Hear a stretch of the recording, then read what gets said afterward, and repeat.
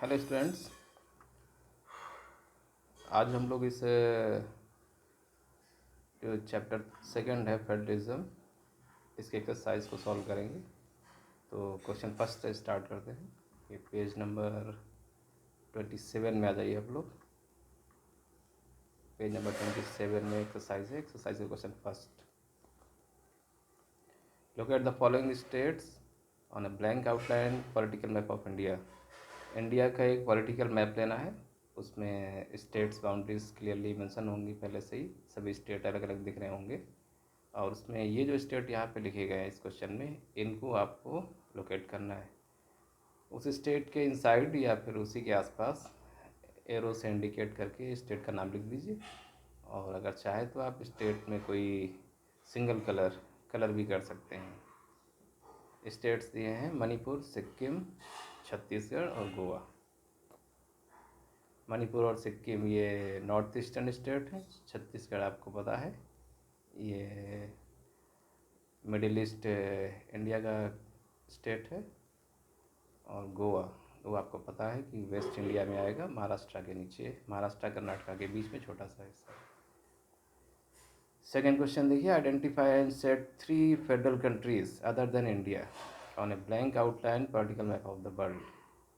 आपको world map लेना है उसी टाइप से, और उस मैप में आपको फेडरल कंट्रीज जहाँ पर फेडरेशन है, तो उन कंट्रीज़ को आपको लोकेट करना है। यानी 3 फेडरल कंट्रीज़, इंडिया के अलावा कोई 3। तो उसमें से आप यूनाइटेड स्टेट्स ऑफ अमेरिका ले सकते हैं, यूएसए। इसके बाद में आप स्विट्ज़रलैंड ले लीजिए। स्विट्ज़रलैंड के अलावा उसी के आसपास बेल्जियम ले सकते हैं, स्पेन ले सकते हैं। यूरोप की बहुत से कंट्रीज़ हैं जो फेडरल हैं। इन कोई भी 3 कंट्री आपको उसमें लोकेट करनी है।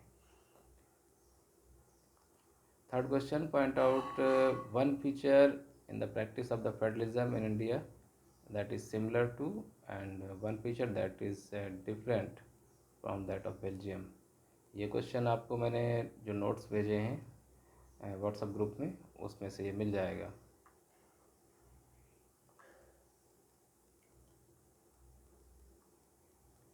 Next fourth question, what is the main difference between the federal form of government and unitary one.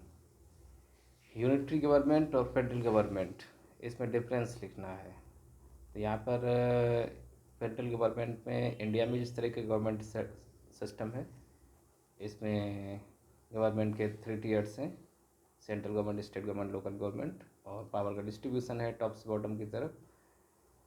और यूनिटरी गवर्नमेंट जो होती है वो बिल्कुल जस्टिस के अपोजिट है। वहाँ पर एक ही गवर्नमेंट होती है और वो पूरे कंट्री को रन करने के लिए रिस्पॉन्सिबल होती है, सिंगल गवर्नमेंट होती है।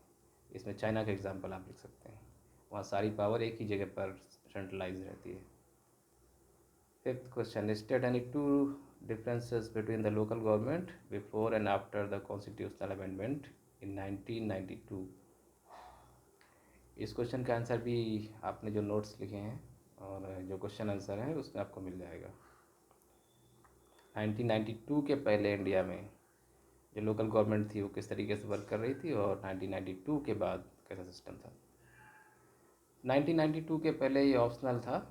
सभी स्टेट्स में जो लोकल गवर्नमेंट्स हैं इनका जो सिस्टम है वो एक जैसा नहीं था। उसके बाद ये मैंडेटरी भी नहीं था। आप चाहे तो लोकल लेवल पर मुखिया, प्रधान या इस तरह के सरपंच वगैरह फॉर्म कर सकते हैं, स्टेट गवर्नमेंट चाहे तो। और इसका कोई रेगुलर इलेक्शन भी नहीं था। और उसके बाद में जो यूनिवर्सल डाइल फ्रेंचाइज का कॉन्सेप्ट है कि 18 साल के ऊपर के लोग वोटिंग करेंगे, ये भी सिस्टम नहीं था। वो एक टेम्प्रेरी बेसिस पर चल रहा था, स्टेट गवर्नमेंट्स की विशिंग पर। लेकिन अभी 1992 के बाद ये सभी स्टेट्स में पूरे ऑल ओवर इंडिया में मैंडेटरी है, कंपलसरी हो गया है। पंचायत इलेक्शन होंगे 5 ईयर के रेगुलर इंटरवल के बाद। ये डिफरेंस है। फिल इन द ब्लैंक्स, इसको आप कर लेंगे।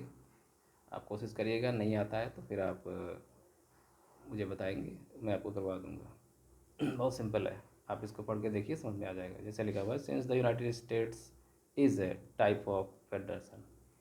यूनाइटेड स्टेट्स में किस तरह का फेडरेशन है आपको पता है, तो वो यहाँ पर लिख दीजिएगा आप।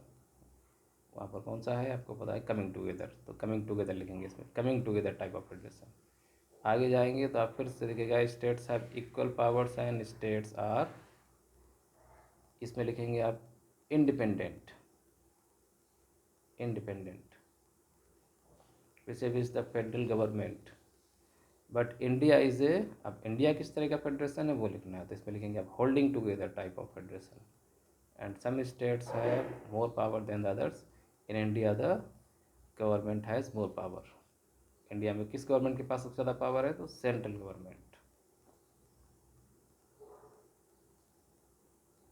7th क्वेश्चन, यहाँ पर नीचे 3 अलग अलग स्टूडेंट्स के या पीपल्स के व्यूज़ दिए हुए हैं फेडरलिज्म को लेकर के। Reaction to the language policy followed in India. आपको बताना है कि आप इसमें से किसको सपोर्ट करते हैं। लैंग्वेज पॉलिसी को लेकर स्टेटमेंट दिए गए हैं 3 अलग अलग, किसको सपोर्ट करते हैं और क्यों करते हैं, वो आपको आंसर लिखना है सपोर्टिंग आंसर के साथ। The distinguishing feature of the federal government, इसमें से फेडरल गवर्नमेंट का फीचर कौन सा है। ABCD 4 ऑप्शन दिए हैं, आपको पहचानना है, तो उसको आइडेंटिफाई कर लेंगे, कोई मुश्किल काम नहीं है।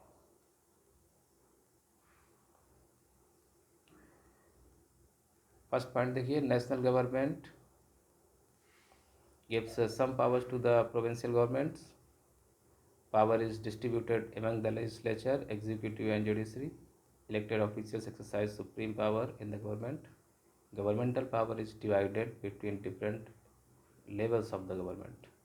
तो फर्स्ट और लास्ट में थोड़ा सा कन्फ्यूजन है, तो इसमें से जो लास्ट है डी ऑप्शन वो सबसे ज़्यादा अप्रोप्रिएट और करेक्ट है, क्योंकि ये फेडरलिज्म का और फेडरल गवर्नमेंट का एक की फीचर है, मेन फीचर या डेफिनेशन ही है उसके, कि गवर्नमेंट की जो पावर है वो बहुत सारे लेवल्स में डिवाइडेड होती है। ये बिल्कुल एग्जैक्टली राइट है, डी नंबर।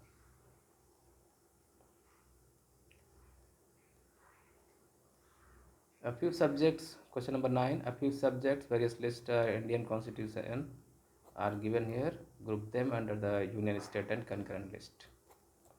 यहाँ पर कुछ मैटर्स दिए गए हैं, आप देख लीजिए, जैसे डिफेंस है, पुलिस है, एग्रीकल्चर, इनको नीचे यूनियन लिस्ट, स्टेट लिस्ट और कंकरेंट लिस्ट, ये किस में से कौन सा मैटर होगा वो लिखना है, तो ये ईजिली आप कर लेंगे।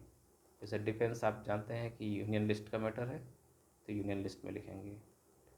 पुलिस स्टेट का मैटर है तो स्टेट में लिखेंगे। इस तरह से सभी को लिखना है। अगर ज़्यादा प्रॉब्लम आती है तो आप पीछे जा कर के जो 3 फोल्ड मॉडल है इस गवर्नमेंट का सिस्टम का, उसमें आप देख लेंगे तो मिल जाएंगे सभी लिस्ट। आगे भी इस तरह के ऑब्जेक्टिव क्वेश्चन हैं 2-4, तो इनको भी आप कर लीजिएगा। कोई प्रॉब्लम आती है तो आप मुझे कांटेक्ट कर सकते हैं। ओके।